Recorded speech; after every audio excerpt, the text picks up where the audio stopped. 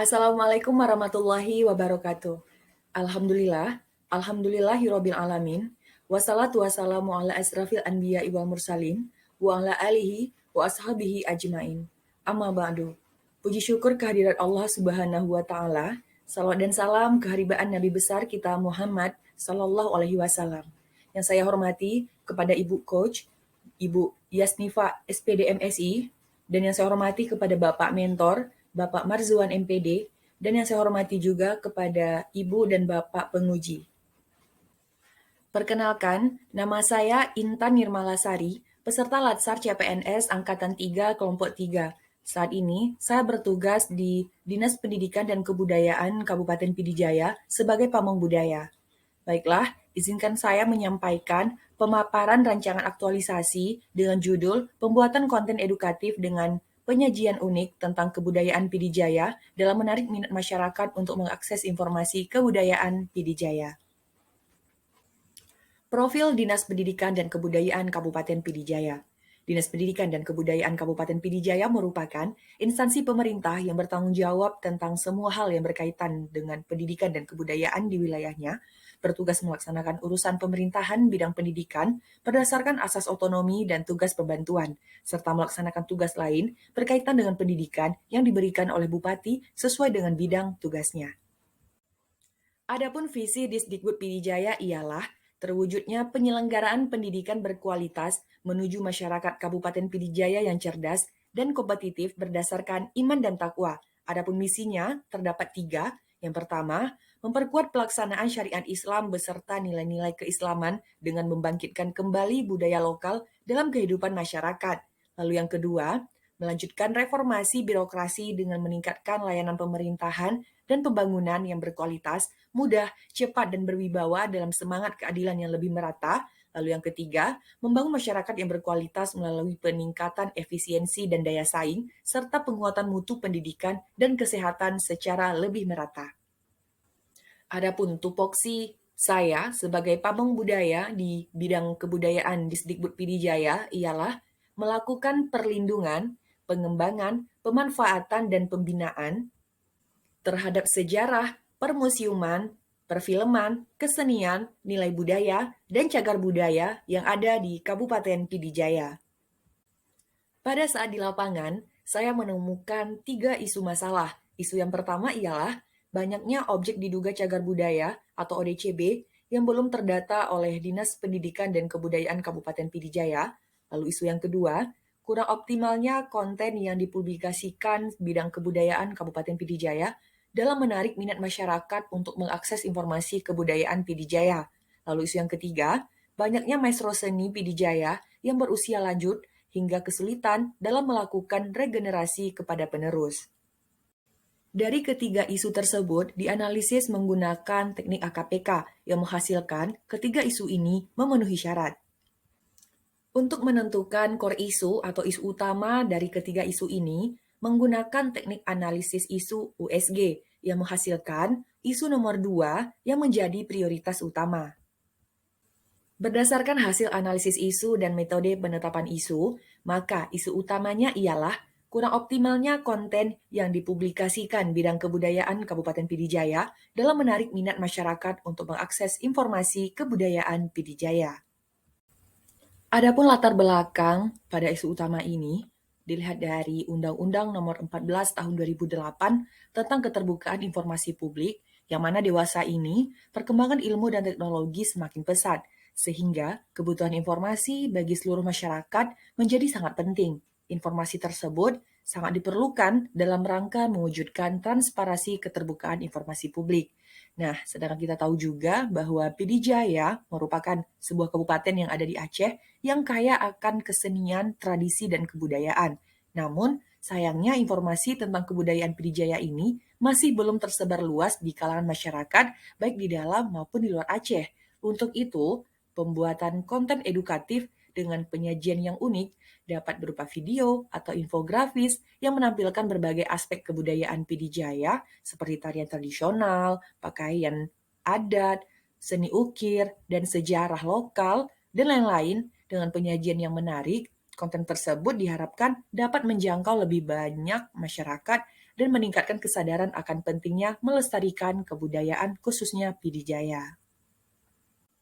Untuk menganalisis core isu utama ini, yaitu saya menggunakan diagram fishbone. Bisa kita lihat, penyebab dari kurang optimalnya konten yang dipublikasikan bidang kebudayaan Pidijaya dalam menarik minat masyarakat untuk mengakses informasi kebudayaan Pidijaya itu terdapat dari 4 penyebab. Yang pertama dari segi material, alat produksi konten yang belum maksimal, kemudian dari bahan konten, kurangnya variasi konten atau konten yang kurang menarik, kemudian dari segi SDM, tidak konsisten dalam menyajikan konten, tidak paham preferensi audiens, dan kurangnya personil dalam memproduksi konten, serta dari segi teknologi, yaitu tidak memanfaatkan teknologi dengan baik.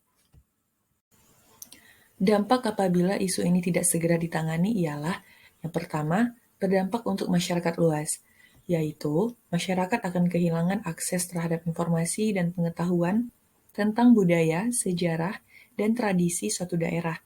Hal ini dapat mengakibatkan hilangnya kesadaran dan apresiasi terhadap warisan budaya yang dimiliki suatu daerah. Lalu, berdampak juga kepada pemerintah daerah, kurangnya publikasi tentang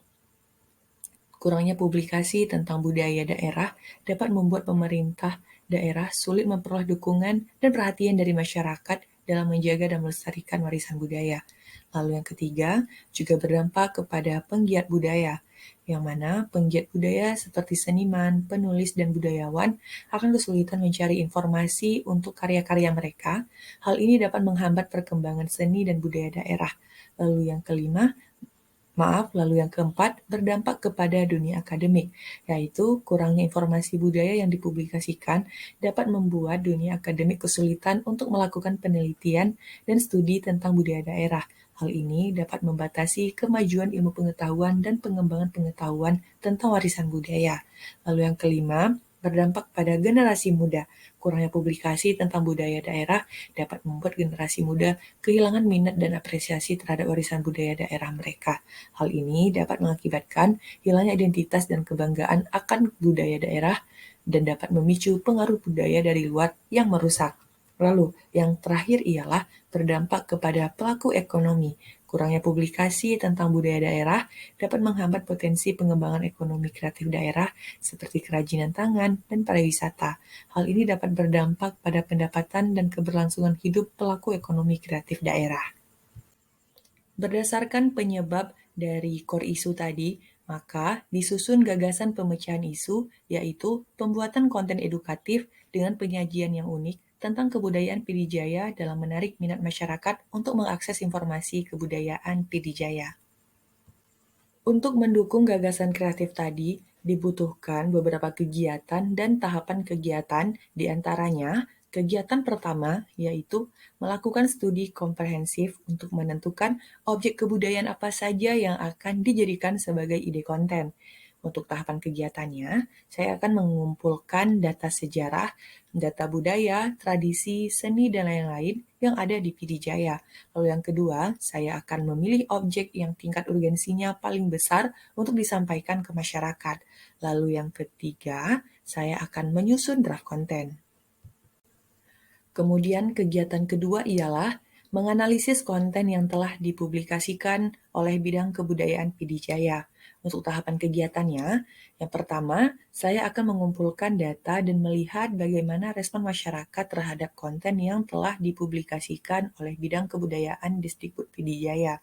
Lalu yang kedua, saya akan membuat perbandingan konten-konten kebudayaan yang banyak menarik minat viewers sebagai rujukan.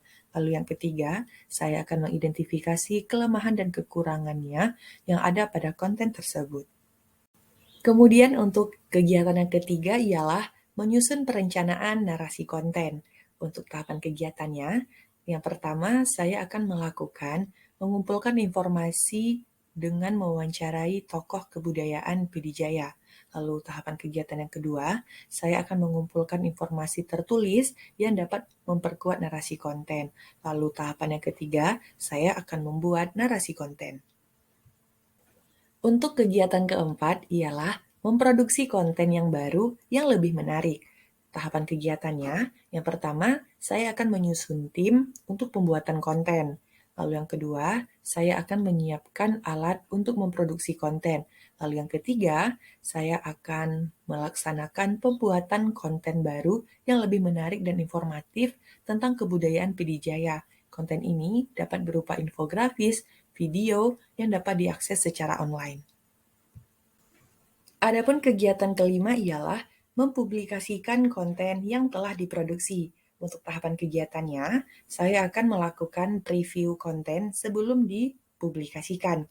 Lalu yang kedua, saya akan mendistribusikan konten tadi ke platform digital seperti YouTube, Instagram, Facebook, dan web. Lalu yang ketiga, saya akan melakukan promosi konten. Adapun kegiatan yang terakhir ialah melakukan evaluasi dan penilaian setelah mempublikasikan konten. Tahapan kegiatannya ialah, yang pertama, saya akan mengevaluasi dan menilai secara terus-menerus atas distribusi konten yang telah dibuat. Yang kedua, saya akan evaluasi untuk mengetahui sejauh mana dan dari sasaran distribusi konten tersebut tercapai. Lalu yang ketiga, saya akan mengidentifikasi kelemahan dan kekurangan yang masih ada dan memperbaikinya untuk pengembangan selanjutnya. Untuk jadwal rencana pelaksanaan aktualisasi, dalam kegiatan pertama, melaksanakan studi komprehensif untuk menentukan objek kebudayaan apa saja yang ingin dan dijadikan sebagai konten, itu saya lakukan pada minggu keempat di bulan Maret dan minggu pertama di bulan April. Lalu kegiatan yang kedua, menganalisis konten yang telah dipublikasikan bidang kebudayaan Pidijaya. Saya akan melakukannya di minggu kedua pada bulan April. Lalu kegiatan yang ketiga, menyusun perencanaan terkait konten yang akan diproduksi, itu saya lakukan di bulan April pada minggu ketiga. Lalu kegiatan keempat, melakukan memproduksi konten yang lebih menarik, itu saya lakukan dari minggu ketiga bulan April hingga minggu keempat di bulan Mei. Lalu, untuk kegiatan mempublikasikan konten yang telah diproduksi dan melakukan evaluasi dan penilaian, itu saya lakukan di minggu pertama di bulan Juni. Baik, demikianlah pemaparan rancangan aktualisasi saya. Semoga bermanfaat dan bisa dipahami. Saya akhiri. Assalamualaikum warahmatullahi wabarakatuh.